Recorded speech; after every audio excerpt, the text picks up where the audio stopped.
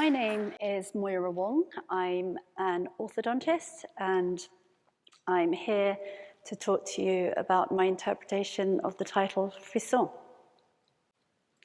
My understanding of the word frisson is a feeling of absolute fear combined with a strong sense of excitement.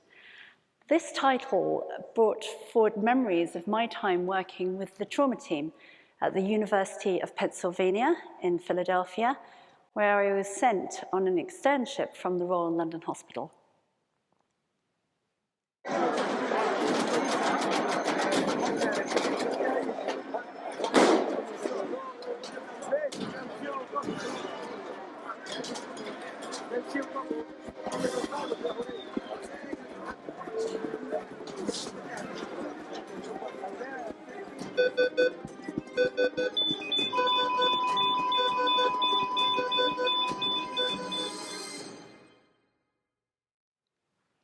I've been really lucky to have had a varied and interesting career.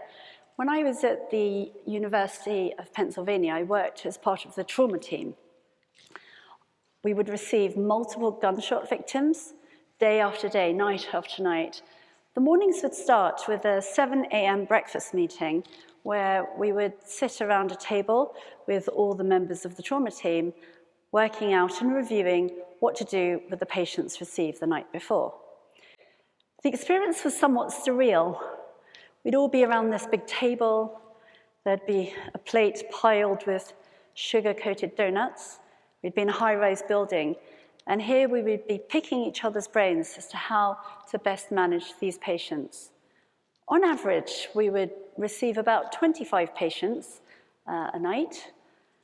Despite our best efforts, on average, 11 would be dead on arrival, and we would still have 14 patients to work on.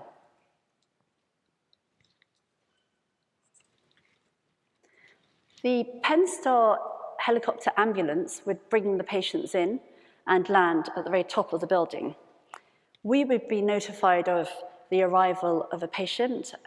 We all had voice pages, and we would hear the two words, trauma, trauma. And wherever the team members were in the hospital, we would race, sprint to the high-speed elevator that would take us to the top of the building. I remember this elevator would go so fast and so high that I'd be constantly swallowing to equalize the pressure in my ears. When we got to the top of the building, the elevator doors would open, and each team member would walk into their gown, their gloves, and masks would be fitted to our faces. The room would be a room such as this that we would walk into from the elevator. There'd be a yellow line down the middle. On the left would be the trauma victim on a gurney. On the right, all the team members, trauma team members, would be waiting. On the left would be the team leader. He would be the only person speaking. He would in turn ask each of the specialists to walk across the line to assess the patient. He would shout questions, they would shout answers, and in turn, all the different specialists would assess the patient. Efficiency was key.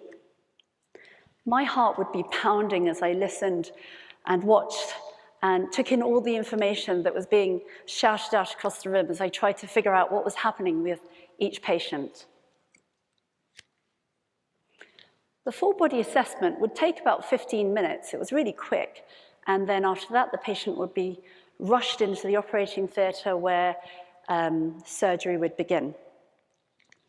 One thing we had to figure out with these multiple gunshot injuries was where was the entry point and where was the exit point. And sometimes the bullets would not exit. They would remain lodged in a part of the body. And this was simply done by placing a safety pin at the entry point and another safety pin at the exit point, and X-rays were taken at 90 degrees to each other.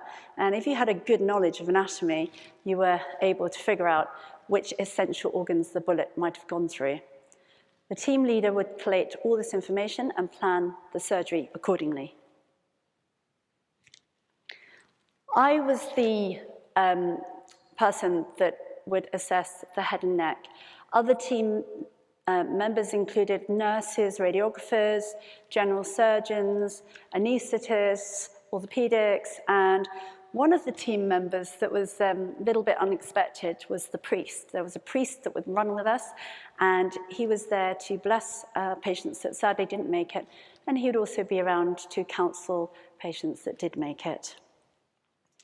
I learned that in this job, having a clear mind, a logical operating system, and a sense of calm were key factors in managing these somewhat very exciting situations. My thoughts and my actions and those of my colleagues would determine whether a patient would live or die.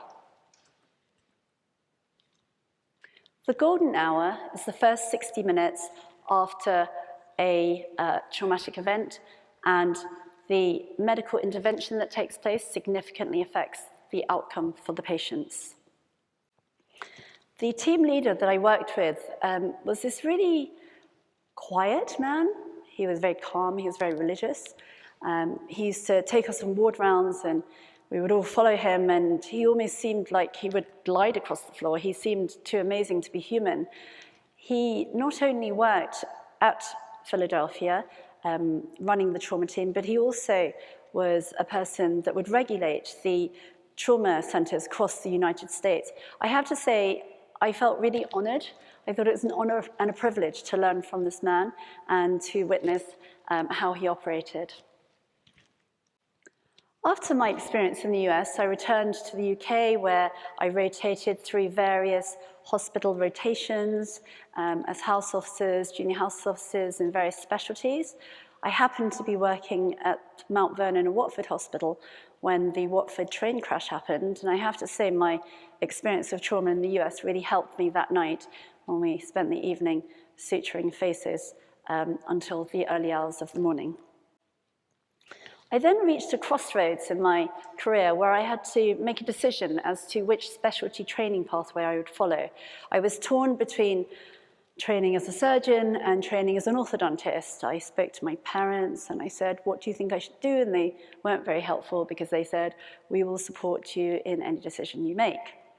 I then decided to leave it to fate. I applied for both training programs simultaneously, and at my second interview I was accepted at Guy's Hospital and Basingstoke Hospital on the orthodontic training program.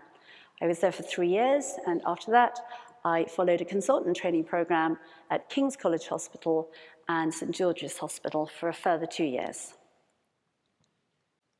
What do I do now? How do I get my frisson?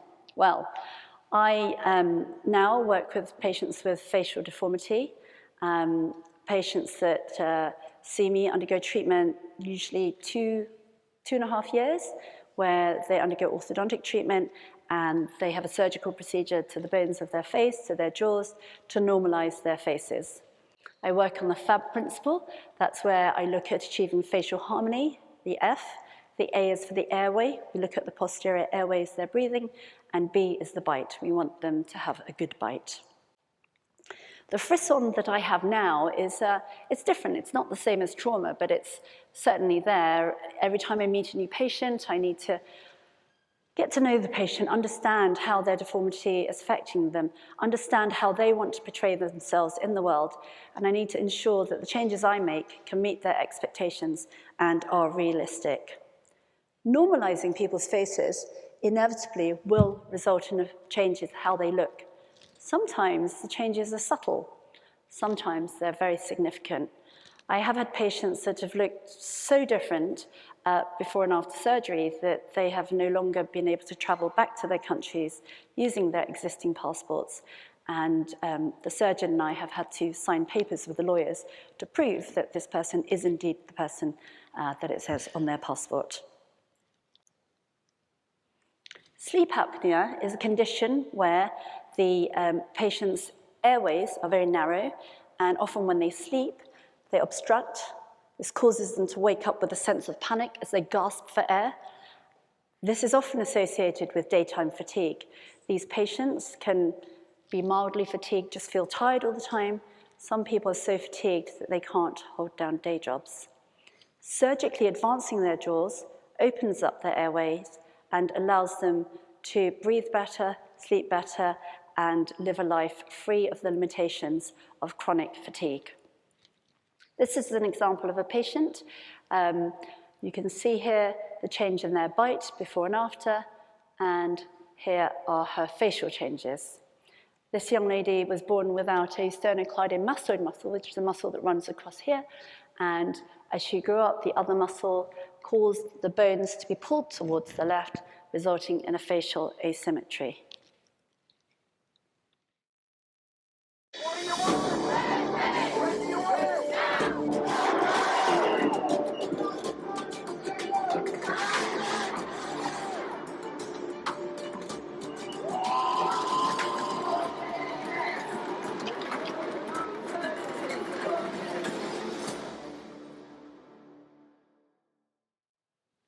Has anyone in this room come across bad press regarding doctors and dentists?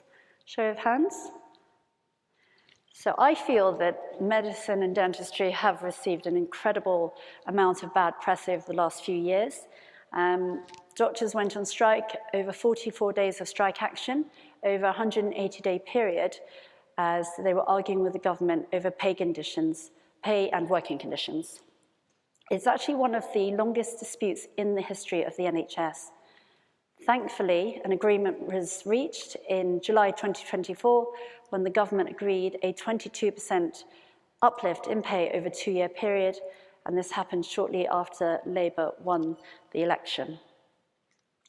I imagine for lots of you that may be considering a career in medicine and dentistry, this is off-putting, and I know this has certainly happened to some friends and their children.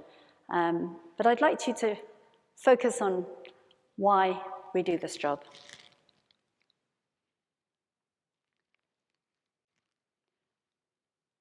Ikigai. Who in this room has come across the term Ikigai? So Ikigai is a Japanese concept.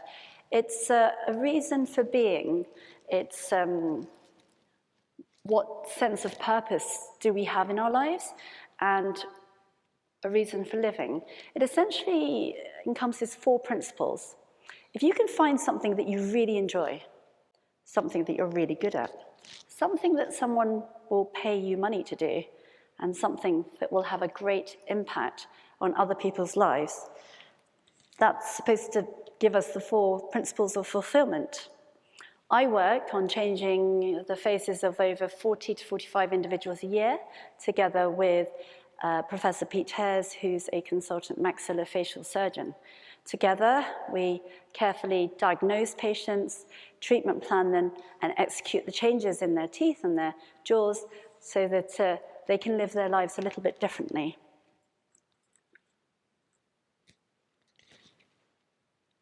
I'd like to share with you experience of one of my patients. It's incredible how much has changed. It's not like looking at a stranger in the mirror, but more how the perception people have of me has changed the notion of who I am.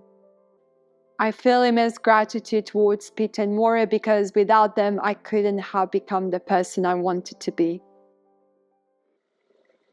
So I grew up in Portugal, and since I was 13, I realized that what I had couldn't be solved with dentistry alone. And so doctors have been preparing me for surgery since I was a young child. The kids at school, it was a private school. They looked down on me, made me feel like that wonky looking outsider with the gap in your teeth, the funny jaw. I never wanted to smile to remind them how different I was. I was acting out, projecting my own self-consciousness onto other people. Those were difficult years, and that can have a long-lasting effect on you. We moved to London when I was 16, and by then my mom started to look into how I could continue my orthodontic treatment, looking for surgeons. I was also at a stage where I was thinking about the future, what I wanted to be, what I wanted to pursue in terms of career. And acting was definitely something on my radar, but I never thought it would be a possibility without a change. when I woke up, it wasn't that instant mirror reveal. You're swollen, you're woozy from the drugs, you feel a bit disoriented. I remember waking up and the first thing I said to the nurse was, "Oh my God, I just look like my cousin." So what does the future hold? Who knows? But I know that without Pete and Moira, none of this would have happened.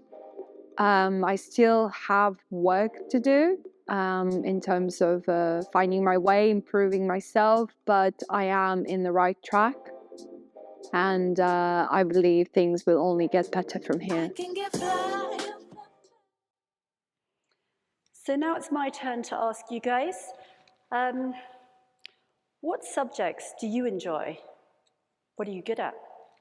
How can you apply your education to impact the lives of others? How can you find your reason for being? How can you find your ikigai? Thank you.